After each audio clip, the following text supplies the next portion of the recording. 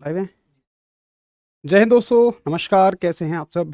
उम्मीद है एकदम शानदार, लाजवाब, ज़बरदस्त, बेहतरीन, जिंदाबाद। और आप सभी अपनी तैयारी में बड़े ही शानदार बेहतरीन अंदाज में जुटे हुए। आशा करता हूँ बड़ी मेहनत के साथ, पूरी दम लगाकर, पूरी ताकत लगाकर आप पढ़ाई कर रहे होंगे। बस ये मान के आप चलिए, जब भी आप किसी परीक्षा की तैयारी करें तो बस उसकी ये मान के चलिए कि भाई ये मेरी आखिरी परीक्षा होगी। बस मान के चलना है, ये बात स्वीकारना नहीं है, केवल मान के चलिए। ऐसा ऐसा करने से आपको ना उस दिन की महत्वता का पता लगेगा, उस दिन की इम्पोर्टेंस का पता लगेगा, उस दिन में मिलने वाली सारी सुविधाओं का पता लगेगा। अगर हमारे पास बहुत सारे दिन हों तो शायद कद्र कुछ कम हो जाती है, लेकिन अगर वही चीज़, दिन ही क्यों, वही कोई भी चीज़ अगर कम मात्रा में हो तो हमारी फितरत है कि हमारे लिए उसकी कद्र बहुत ज़्यादा बढ़ जाती है। तो हमेशा यही मान के चलो कि मेरे पास बहुत कम समय है, या ये मानिए कि मुझे बहुत जल्दी से काबिल बनना है। मेहनत आप कर रहे हैं और भी अच्छे से करते रहिए। कल थोड़ी-सी मेरी तबीयत ठीक नहीं थी, इस वजह से क्लास आपकी नहीं हो पाई। उसके लिए मैं माफ़ी चाहूँगा। मुझे थोड़ा-सा फ़ीवर था, जिसके चलते मैं आपकी क्लास नहीं ले पाया था। आज हम शुरू करेंगे मैग्नेटिज़्म का पार्ट 2।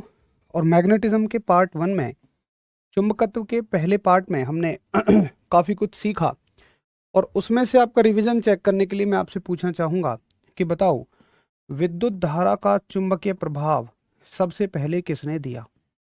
विद्युत धारा का चुंबकीय प्रभाव सबसे पहले किसने दिया? Magnetic effect of electric current. Magnetic effect of electric current के बारे में सबसे पहले किसने बताया, ये आप सभी मुझे बताएंगे। वेरी गुड, गजब। बहुत सारे बच्चों का तो खैर लास्ट अटेम्प्ट है भी। मेहनत करते रहो, बढ़िया तरीके से मेहनत करो। मैं ठीक हूँ। कल ऐसे कुछ ज़्यादा नहीं था, थोड़ा सा क्या था ना कि जयपुर मीटअप में गए थे, और जयपुर मीटअप से हम लोग आ पाए उस दिन रात को 12 बजे। नींद पूरी नहीं हुई। फिर सुबह क्लास भी थी, 7 बजे से क्लास थी, तो 7 से 8, 8 से 9, 9 से 10, 3 क्लास लगातार। फिर ड्राइविंग करके ऑफिस गया। फिर ऑफिस से भी उस दिन लेट आ पाया, तो आंखें बिल्कुल लाल हो गई थी नींद के मारे, और सर में दर्द था, हल्का फीवर भी था। ये था, बाकी ऐसा कुछ खास नहीं था, हो गया, सब कुछ सही है अब। बिल्कुल, आप सभी का एकदम बढ़िया आंसर है। लगता है कि आपने अच्छे से रिवीजन किया है।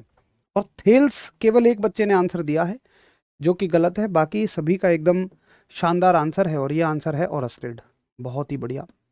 थेल साहब ने तो सबसे पहले नेचुरल मैग्नेट के बारे में बताया था, जो कि थी आपकी लोड स्टोन।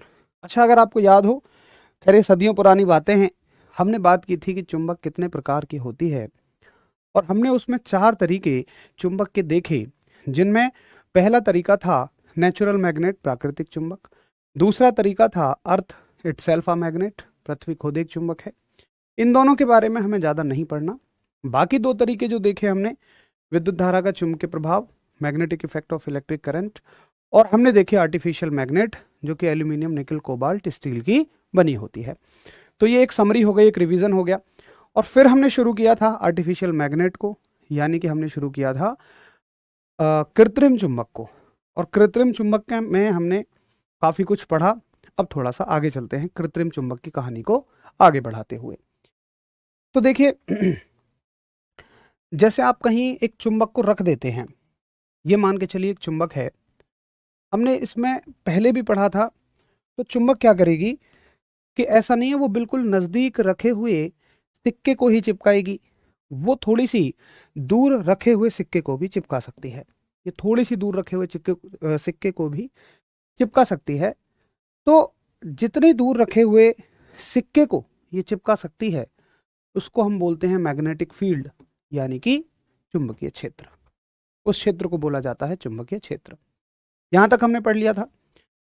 अब अगर आप एक चुंबक के आसपास कुछ लोहे का बारूदा डाल दें इस चुंबकीय क्षेत्र में, इस मैग्नेटिक फील्ड में, इस मैग्नेटिक फील्ड में हम लोग अगर लोहे का बारूदा डाल दें, लोहे का बारूदा क्या होता है, जैसे लकड़ी जब घिस जाती है तो लकड़ी का पाउडर बन जाता है, उसे लकड़ी का बारूदा कहते हैं। ऐसे लोहे को बारीक बारीक घिस लो, चूरन बना लो बिल्कुल उसका, और उसे उसके आसपास डालो। तो पता है तुम क्या देखोगे?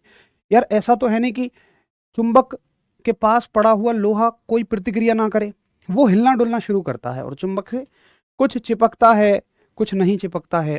तो प्रैक्टिकली अगर मैं देखूं तो वो एक ऐसी आकृति बनाता है।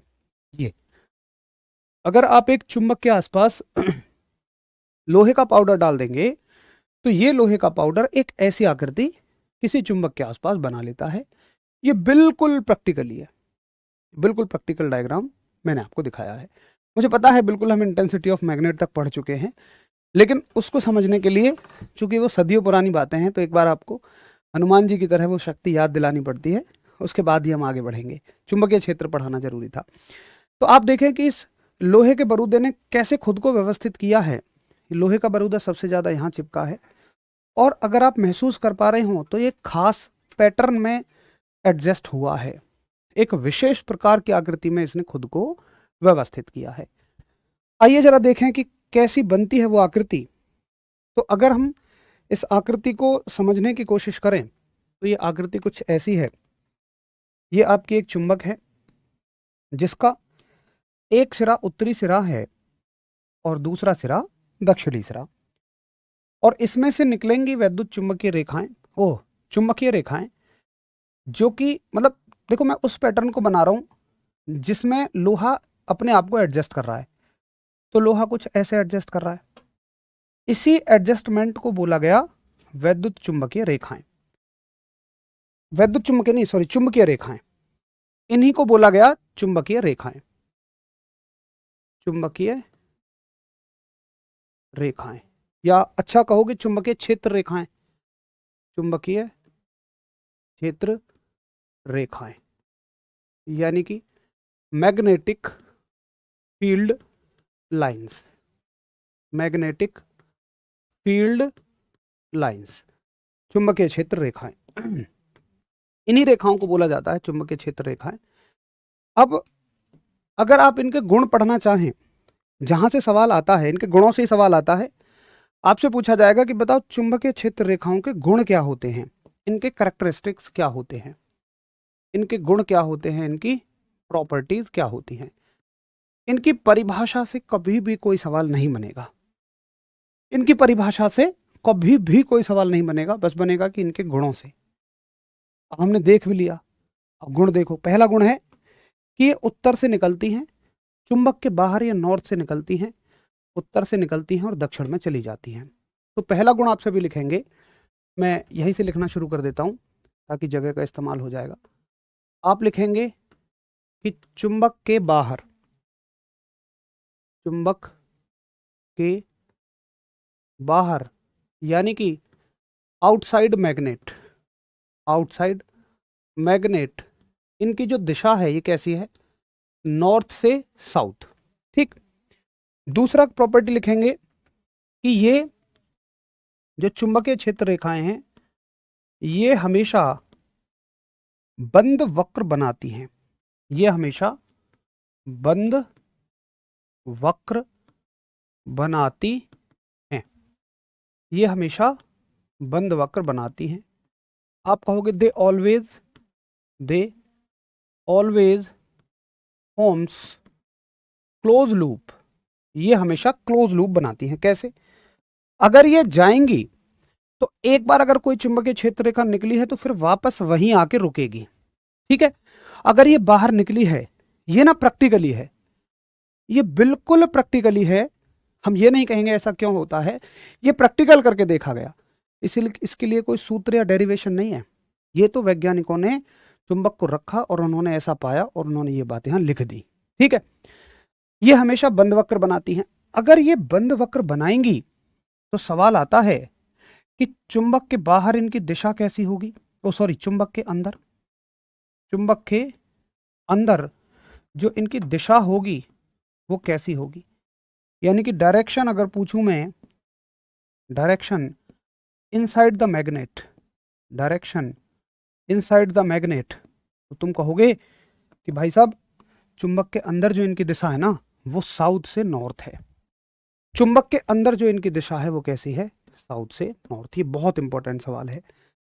सबको इतना पता है कि चुंबक के बाहर ये नॉर्थ टू साउथ है, लेकिन अंदर के बारे में बहुत कम लोग जानते हैं। इसको सीधा सीधा याद रखेंगे। Why earth behave like a magnet, please समझा दीजिए।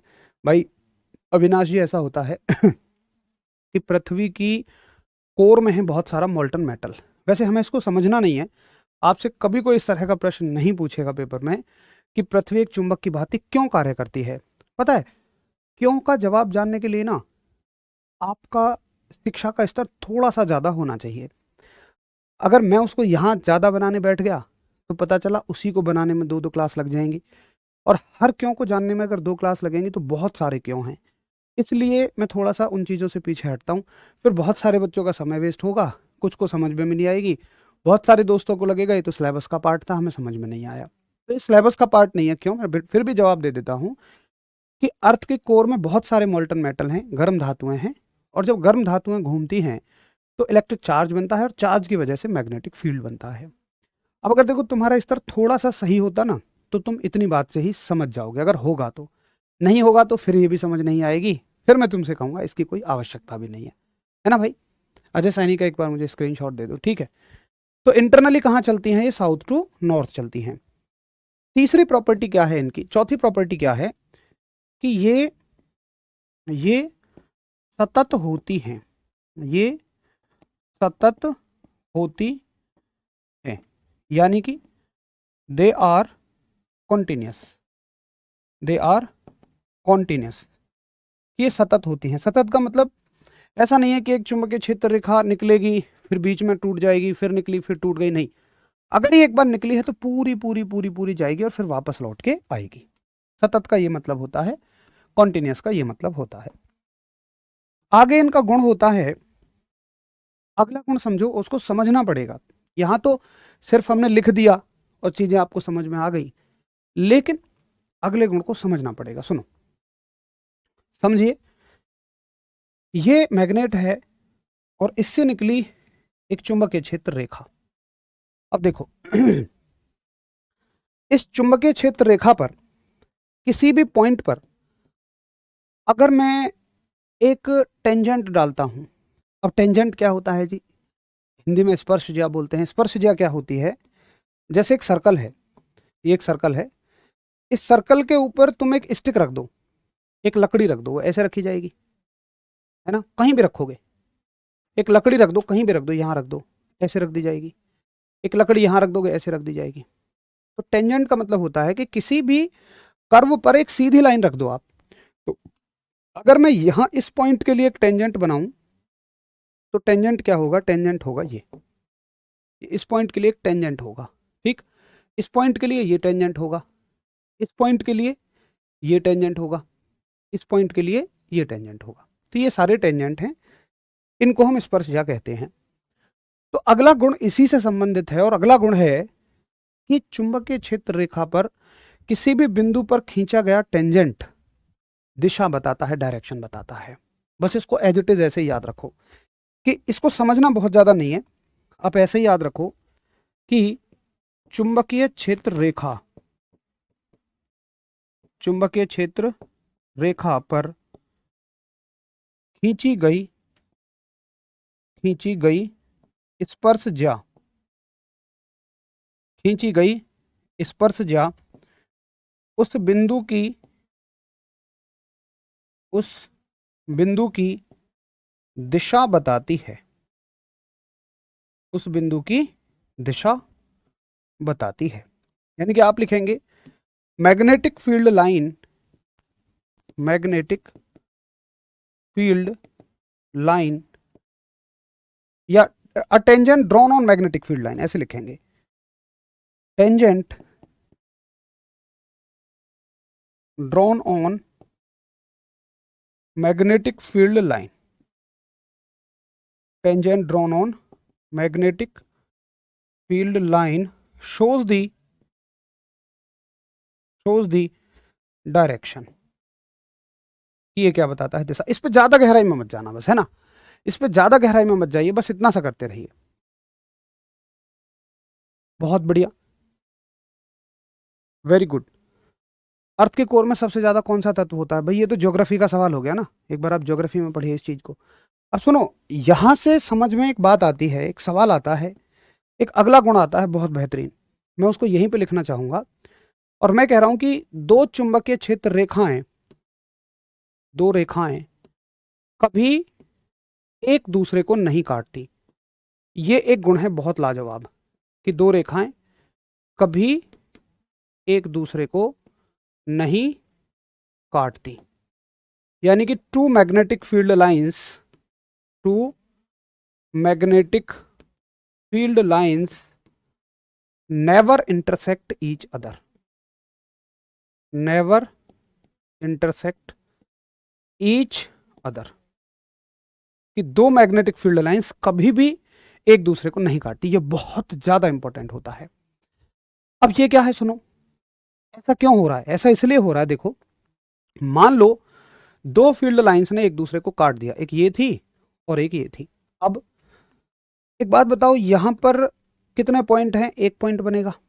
ये पॉइंट किसका है? इसका है कि इसका है? तुम कहोगे जी दोनों का है। यानी कि अगर मैं इस पॉइंट पर इसके हिसाब से टेंजेंट डालूंगा, स्पर्शजा डालूंगा तो वो ये आएगा, और इसके हिसाब से डालूंगा तो वो ये आएगा। यानी कि ये सिचुएशन क्या बता रही है कि एक वस्तु एक ही बार में दो दिशाओं में जा रही है। क्या ऐसा संभव है कि तुम एक ही बार में भैया दो दिशाओं में चले जाओ? बिल्कुल भी नहीं। आप एक बार में केवल एक ही दिशा में जाएंगे। इसलिए ऐसा होता है कि दो रेखाएं कभी भी एक दूसरे को नहीं काटती। अगर ये समझ में आए तो बहुत बढ़िया, ना तो इसको एज इट इज याद कर सकते हैं आप, बहुत इंपॉर्टेंट है। 6 नंबर पॉइंट हिंदी में गलत लिख दिया है। दो रेखाएं कभी एक दूसरे को नहीं काटती। बताओ इसमें भाई क्या गलत है? दो रेखाएं कभी एक दूसरे को नहीं काटती। Two magnetic field lines never intersect each other. बस यहाँ जोड़ना चाहो तो क्षेत्र रेखाएं डाल दो। दो चुंबकीय क्षेत्र रेखाएं कभी एक दूसरे को नहीं काटती। सही तो है, फिर इसमें क्या दिक्कत है? बहुत बढ़िया, वेरी गुड अवनीश, बहुत बढ़िया।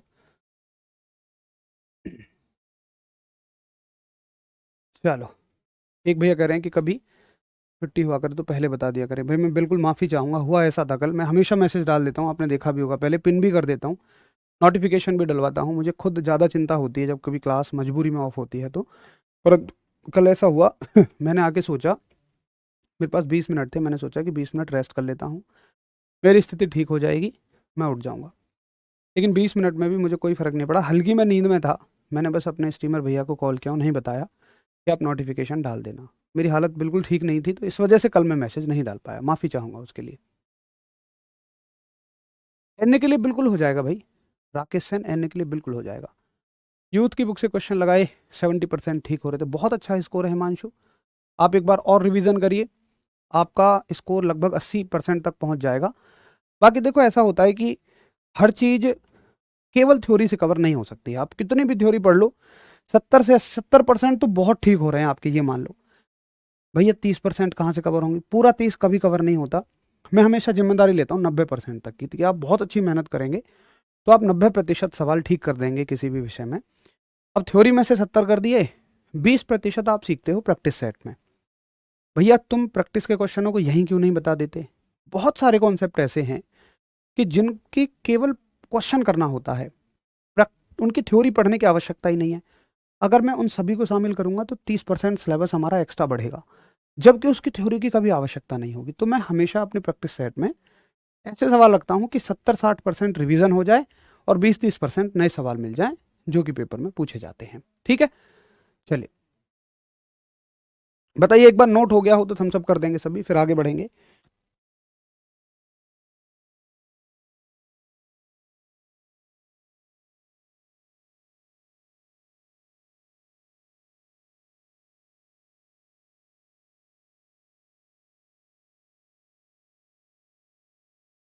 चलो बहुत बढ़िया, आशा करूंगा कि ये सारा सब कुछ आपको समझ में आ गया, आपने नोट भी कर लिया, वेरी गुड। अब चलते हैं थोड़ा सा आगे, और देखो एक बहुत इंटरेस्टिंग टॉपिक पे अब हम चलेंगे, और मैं आपसे ये पूछूंगा कि इस दुनिया में जितने भी पदार्थ आपकी नज़र में हैं, जितने भी मटेरियल्स आपकी नज़र में हैं, आप क्या करिए, कि भाई इनका स्क्रीनशॉट दे दो। ठीक है, मैं बोल देता हूँ भाई गौरव, बिल्कुल बोल दूंगा मैं। तो जितने भी मटेरियल्स आपकी नज़र में इस पूरी दुनिया में हैं, मैं उन तुमसे पूछूं कि इनको 3 हिस्सों में बांटो। इन मटेरियल्स को 3 हिस्सों में बांटो। कौन कौन से हिस्से होने चाहिए?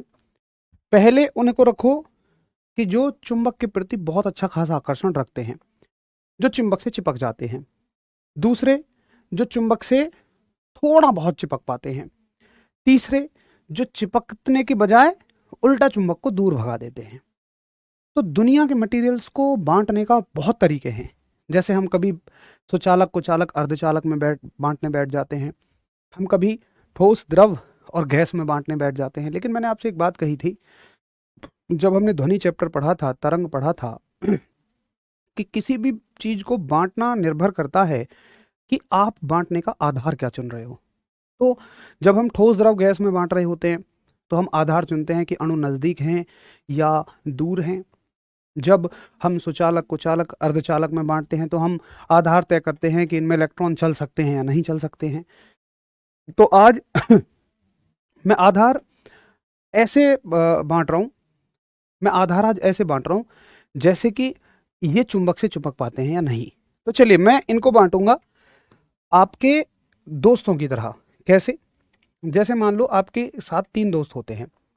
देखो ये है आपका एक दोस्त, ये एक पदार्थ है, ये एक मटेरियल है, ये कोई मटेरियल है। अब कुछ दोस्त कैसे होते हैं कि वो जहाँ, जैसे शादी में भी गए तो उन्हें 10 मिनट में के लिए जाएंगे खाना खाने, वहाँ भी किसी से प्यार मोहब्बत हो जाएगी, है ना।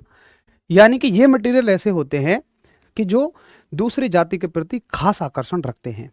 तो यहाँ पे ये जो मटेरियल है ये चुंबकीय क्षेत्र रेखाओं को अपनी ओर खींचेगा।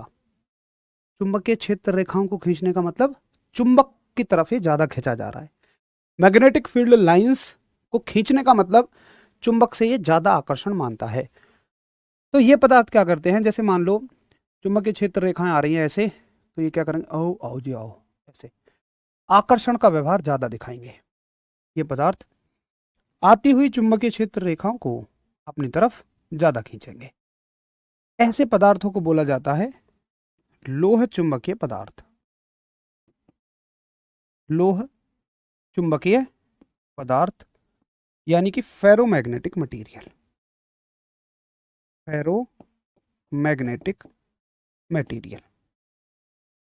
तो फेरोमैग्नेटिक मटेरियल क्या है? फेरोमैग्नेटिक मटेरियल ऐसे मटेरियल हैं जहां जो चुंबक के प्रति एक विशेष आकर्षण रखते हैं।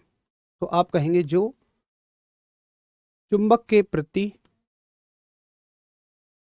प्रति आकर्षण, जो चुंबक के प्रति आकर्षण रखते हैं, ठीक है, यानी कि they possess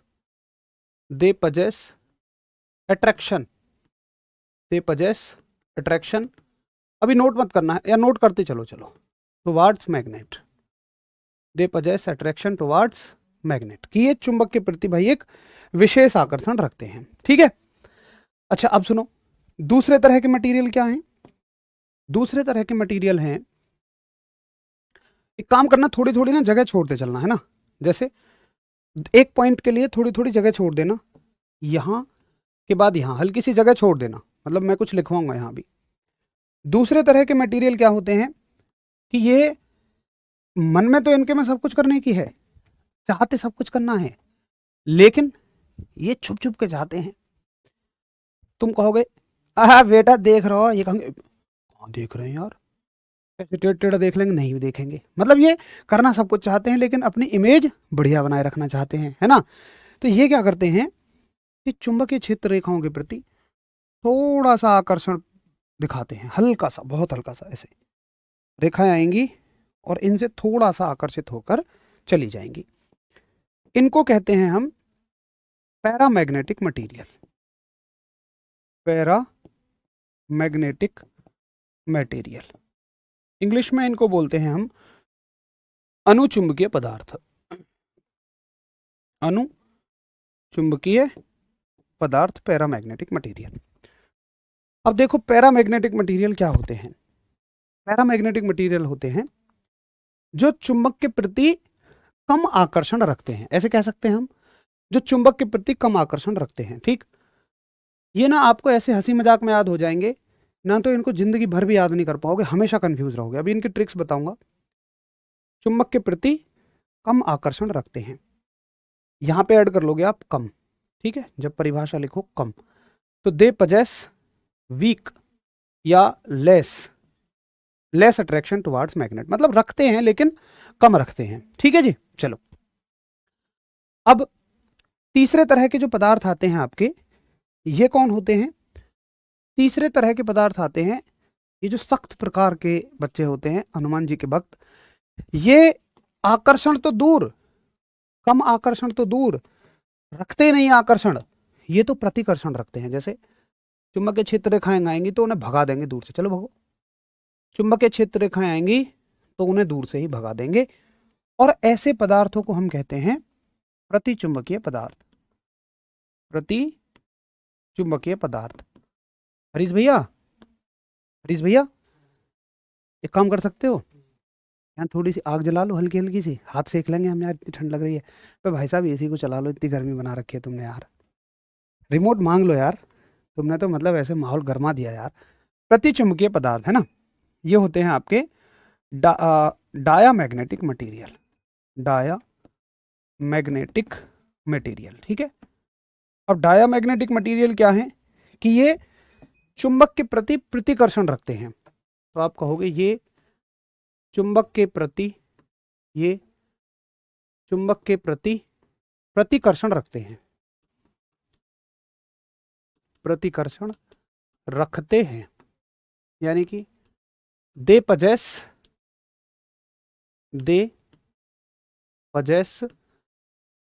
repulsion, they possess repulsion towards magnet. ये चुंबक के प्रति रिपल्शन का बिहेवियर शो करते हैं, रिपल्शन का व्यवहार शो करते हैं। ठीक है, अच्छा जी सुनो, चलो सबको मजा आ रहा है, बहुत बढ़िया। कोई 2 नंबर में है, कोई 3 नंबर में, 1 नंबर वाला कोई नहीं बताएगा, हैं बहुत सारे, कोई दिक्कत नहीं है, मुझे मान लो 1 नंबर में, जब तुम नहीं आ रहे हो तो चलो, हंसी मजाक की बात है ना। अब बात आती है कि इनके एग्जाम्पल्स क्या हैं, यहीं से सवाल आता है। एक सवाल आने के चांस यहां से हैं, दूसरा सवाल आने के चांस अब यहां से हैं कि आखिर ये मटेरियल कौन से होते हैं। तो सुनो इनके लिए एक ट्रिक। जैसे तुम्हारा एक दोस्त है पटेल, तो पटेल इस कैटेगरी में है, और पटेल तुमसे एक दिन कहता है, ओ बेटे आज तो मेरी तरफ एक लड़की देख रही। तुम कहोगे ज्यादा फेंके मत यार, लंबी लंबी फेंक रहा है, मतलब तुम कह रहे हो उससे फेंको नहीं, मतलब ज्यादा लंबी लंबी मत फेंको। तो इसका एग्जाम्पल क्या हो जाएंगे, ट्रिक से मैं आपको बता रहा हूं, आप याद रखो को नहीं, कि भाई ज्यादा मत फेंको। तो फेंको नहीं का मतलब क्या हो जाएगा, फे से हो जाएगा फेरस, सी से हो जाएगा कोबाल्ट, और Ni से हो जाएगा निकिल। ठीक है, निकिल। ये 3 पदार्थ ऐसे हैं कि जो लोह चुंबकीय हैं। तो फेरस, अब तुम कहोगे स्टील नहीं है क्या, मैंने आपको समझाया भी था कि स्टील फेरस से ही बनती है, लोहे से ही बनती है, लोहे का ही एक रूप है, बहुत सारी धातुएं लोहे का ही एक रूप है। तो लोहा, फेरस का मतलब लोहा, कोबाल्ट और निकिल, तो कोबाल्ट और निकिल ही रहेंगे, कोबाल्ट और निकिल। ठीक है जी, तो ये हो गए आपके फेरस, कोबाल्ट और निकिल। इसका एग्जाम्पल, अब भैया वो पटेल जो है बेचारा मन मार के खड़ा हुआ है, तो तुम्हारा एक दूसरा दोस्त उसे सांत्वना देता है और कहता है, पटेल मत ना कर मन ओछा। ओछा का मतलब कहते हैं कि छोटा मन मत कर, कोई बात नहीं यार, ये तो कहता ही रहता है, इसकी तो आदत ऐसे ही है। तो तुमने उसको समझाया और तुमने बोला कि पटेल ना कर मन ओछा, पटेल ना कर मन ओछा, कि पटेल भाई ओछा मन मत कर। ठीक है, इससे क्या पता लगेगा, देखो पटेल से हो जाएगा प्लेटिनम, मैं यहां लिख देता हूं, पटेल से हो जाएगा प्लेटिनम और एल्यूमिनियम। तो पहला तो आ जाएगा प्लेटिनम, अब इंग्लिश हिंदी दोनों में प्लेटिनम है, ले से हो जाएगा एल्यूमिनियम, ने से हो जाएगा नाइक्रोम, नाइक्रोम, कर से हो जाएगा क्रोमियम, क्रोमियम, मन से हो जाएगा मैग्नीज, मन से हो जाएगा मैग्नीज, और ओछा से हो जाएगा ऑक्सीजन। ठीक, ओछा से हो जाएगा ऑक्सीजन। तो ये हो गए जी पदार्थ। अब सुनो कि इन सब में इंपॉर्टेंट कौन है, अगर कभी तुम्हारा मन करे कि मुझे ये बता दो, मैं सब याद नहीं कर पाऊंगा, मैं एक याद कर लूंगा, तो मैं तुमसे कहूंगा फिर तुम ऑक्सीजन याद कर लेना। क्यों जी, ऐसा क्यों? जैसे एक बार मुझे याद है, मैं अपने ग्रेजुएशन के लास्ट ईयर में अपने एग्ज़ाम दे रहा था, तो मेरे सामने एक लड़का बैठा हुआ है। एक तो वो मुझसे सवाल पूछ रहा था। हमारे यहाँ बड़ा स्ट्रिक्ट होता था मैटर, कॉपी वॉपी लेके रख ही लेते थे, परेशान करते थे 20-25 मिनट के लिए। लास्ट ईयर वैसे था, पूरी ग्रेजुएशन बढ़िया कटी, मैंने सोचा लास्ट ईयर में गड़बड़ ना हो। तो एक तो वो मुझसे सवाल पूछ रहा, मैंने एक दो बार इग्नोर किया, बट फिर उसने थोड़ा सा ज़्यादा कहा, क्लास का क्लासमेट था, तो मैंने उसको बताया। मैं सवाल बता दिया, वो कह रहा भैया ऐसे क्यों होता है? मैं कह रहा हूँ भाई, तू बाहर पूछ लियो यार क्यों होता है, अभी अगर तुझे भरोसा है मुझ पर तो लिख ले, या यहीं मुझसे समझेगा, डेरिवेशन करवाएगा। तो मैंने बताया ऑक्सीजन, फिर भी तुम कहोगे जी क्यों? तो सुनो, ये सारे के सारे मटेरियल्स क्या हैं? सॉलिड। ये सारे सॉलिड्स हैं, उन सॉलिड के बीच में अकेली ये एक गैस फंसी हुई है, इसलिए यहाँ ये इंपॉर्टेंट हो जाती है। जितने मटेरियल्स सॉलिड होंगे वो ज़्यादातर या तो फेरोमैग्नेटिक होंगे या पैरामैग्नेटिक होंगे। कोई भी लिक्विड या कोई भी गैस कभी भी डाय और पैरा, मतलब पैरा और फेरो नहीं होता, बट ये ऑक्सीजन इस कैटेगरी में आ रही है, तो ये इंपॉर्टेंट है। ठीक है भाई, चलो अब तीसरी कैटेगरी के एग्जांपल्स क्या होंगे, आप इनको नोट करिए, थम्स अप करिए, और फिर मैं आपको लेके आगे चलूँ। स्टील में 35% निकल मिलाने पर नॉन मैग्नेटिक हो जाता है, इसका क्या मतलब है? भाई उसकी मैग्नेटिक प्रॉपर्टी चली जाएगी, वो अपना चुंबकत्व का गुण खो देगा, इसका सिंपल मतलब ये है। एक बार नोट करेंगे सभी, और फिर हम डायामैग्नेटिक के एग्जांपल्स भी देखेंगे, यानी कि अनुचुंबकीय के उदाहरण भी देख लेंगे।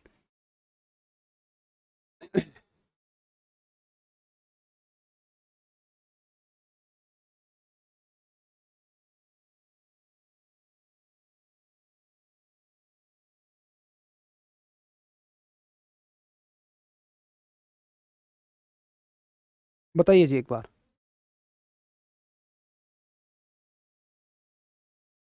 चलो ठीक है भाई, पवन का एक बार स्क्रीनशॉट दो रोक के। ठीक है, चलो सबका नोट हो गया, वेरी गुड। अब आगे चलते हैं। अब देखो सबसे ज़्यादा मटेरियल इस कैटेगरी में है, इसमें कुल 3 हैं, इसमें कुल 6 हैं, सबसे ज़्यादा मटेरियल इस कैटेगरी में है। इस कैटेगरी के मटेरियल्स को डायरेक्ट याद रखना आप तो ये मान लो इम्पॉसिबल ही है। अगर आप ट्रिक के माध्यम से याद रखेंगे तो शायद आपको याद हो भी जाए। मैंने एक ट्रिक बनाई है। क्या? एक टिंकू है, अब टिंकू पहुंचा है बिहार के किसी गांव में, और टिंकू है किसी शहर का लड़का। अब शहरी लड़का बिहार के गांव में गया।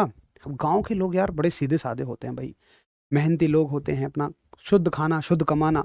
लेकिन शहरी वहाँ स्टाइल जाके दिखा रहा है। उसको सुबह सुबह उन्होंने अपने देसी वाले कप में चाय दी। गांव में तो चाय भी मिलती है किस में?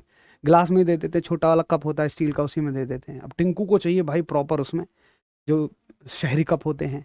तो टिंकू ने कहा कि नहीं, मैं इसमें चाय नहीं पीऊंगा। तो कोई क्या कह रहा है उससे? वो कह रहा है कि भाई बिहारी कप में जी ले टिंकू, बिहारी कप में जी ले टिंकू। भाई टिंकू चुपचाप से जो मिल रहा है उसमें काम चला ले अपना, हम तेरी तरह फालतू एक्टिंग नहीं करते। बिहारी कप में जी ले टिंकू, यहाँ तुझे फालतू की चीज़ नहीं मिलेंगी। मतलब हमारा महंगी महंगी चीज़ों से कोई मतलब नहीं होता। मतलब यहाँ तुझे को हाइड करेंगे हम, मतलब वो तो बस लिंक करने के लिए है, उसका कोई मतलब नहीं है। यहाँ तुझे सोना, शीशा, चांदी, पारा, और आपका हो गया महंगी महंगी धातुएं रख दो, सोना, शीशा, चांदी, पारा, हीरा रख दो, डायमंड रख दो, हीरा। और ज़्यादा फालतू बोलेगा तो नाइट्रोजन गैस भी नहीं खींचने देंगे हवा में, और हाइड्रोजन भी नहीं लेने देंगे अगर तूने ज़्यादा एक्टिंग बाजी दिखाई। यहाँ तुझे ये सब नहीं मिलेगा, नहीं मिलेगा, बस लिंक की तरह काम करेगा। ठीक है, तो ये तो डायरेक्ट समझ में आ रहे होंगे। इनका अर्थ क्या है? बिहारी का मतलब है बिस्मिथ, बिहारी का मतलब है बिस्मिथ। कप का मतलब है कॉपर, कप का मतलब है कॉपर। मै का मतलब है मैंगनीज, जीले का मतलब है जिंक, टिन का मतलब है टिंकू का मतलब है टिन। ठीक है, तो और ये सारे मटेरियल्स हो गए। तो ये सारी धातुएं हैं जो इस कैटेगरी में आती हैं, डायामैग्नेटिक कैटेगरी में आती हैं। तो इसमें देखो भाई, सॉलिड भी हैं, कुछ लिक्विड भी हैं, कुछ गैसेस भी हैं। तो ये उतना इंपॉर्टेंट नहीं रह जाता जितना कि पैरामैग्नेटिक इंपॉर्टेंट रह जाता है। बहुत बढ़िया। Very good. आशा करूँगा कि आप सभी मेरी बात को बहुत अच्छे से समझ पाए होंगे और आप डायामैग्नेटिक, पैरामैग्नेटिक और फेरोमैग्नेटिक को बहुत बढ़िया तरह से समझ गए। क्या परिभाषाएं होती हैं, परिभाषा की आवश्यकता भी नहीं है, आज आपसे इनके उदाहरण पूछे जाएंगे। हालांकि परिभाषा भी हमने लिखी, बट आपसे ज़्यादा इनके उदाहरण पूछे जाते हैं। और अगली एक और बात इनसे संबंधित मैं आपको बताऊंगा, वो इनसे पूछी जाती है। एक बार नोट हो जाए तो थम्स अप कर देंगे। भाई सिलेबस अभी मुझे थोड़ी सी और क्लास चाहिए होंगी, क्योंकि हम लोग सिलेबस को बिल्कुल एक्सपेंड करके पढ़ रहे हैं, कोशिश कर रहे हैं हम ज़्यादा से ज़्यादा चीज़ें कवर हों, तो उसमें हल्का सा तो समय लगता ही है। चलिए एक बार नोट कर लेंगे, थम्सअप हो जाएगा। एएलपी के लिए बैच में हो जाएगा और बुक लेना पड़ेगा। भाई आप इतना कर लो, प्रैक्टिस सेट चलेंगे वो कर लेना। और आशा करता हूँ कि आप सभी को जो मैंने बताया था कि आप टेक्स्ट बुक पे सब्सक्रिप्शन ले लो, 200-300 रुपये की आती है, वो उससे टेस्ट लगाना शुरू करो। मैंने हमेशा आपको बताया कि सिलेक्शन लेने का तरीका जो होता है ना, थ्योरी को अच्छे से पढ़ने के बाद जितने ज़्यादा क्वेश्चंस आप कर सको, रिलेवेंट क्वेश्चंस, लेकिन ऐसा नहीं होना चाहिए कि आप बहुत ही आसान करने बैठ गए, आपने कोई भी अनसेंट बुक उठाई, आसान सवाल उठाए, या बहुत हार्ड करने बैठ गए, एयरफोर्स के सवाल करने लग गए, कॉन्फिडेंस डाउन हो जाएगा। एक उस लेवल के सवाल बिल्कुल जो आपकी परीक्षा में आते हैं, उसके लिए कोई बाहर से बुक मत लो, रिस्क मत लो, या तो प्रीवियस ईयर क्वेश्चन की बुक लो या फिर टेक्स्ट बुक से टेस्ट लगाओ। उस पर वो लोग लेवल के टेस्ट देते हैं, बिल्कुल ठीक है। चलो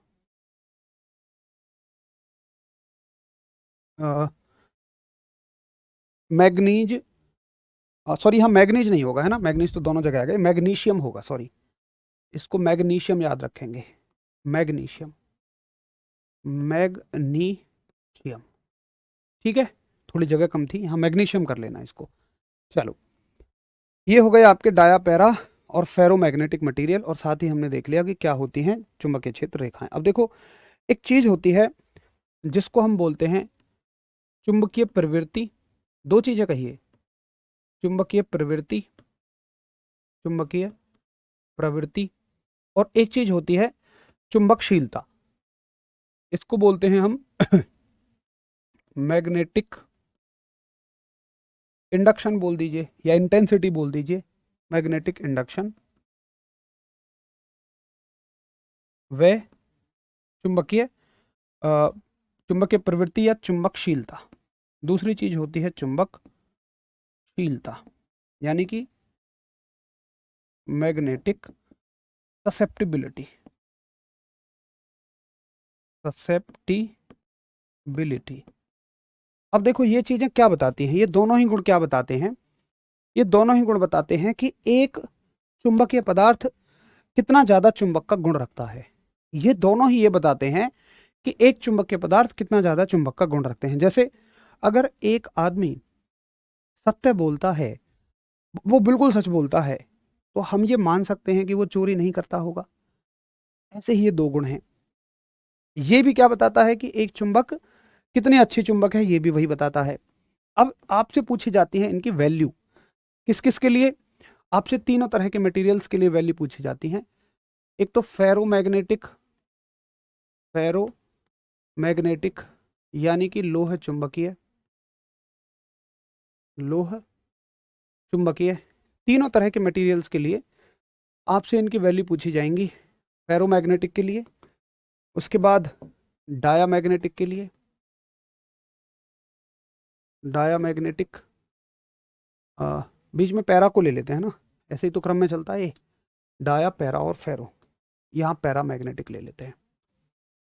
पैरा मैग्नेटिक, आपसे बस वैल्यूज पूछी जाएंगी।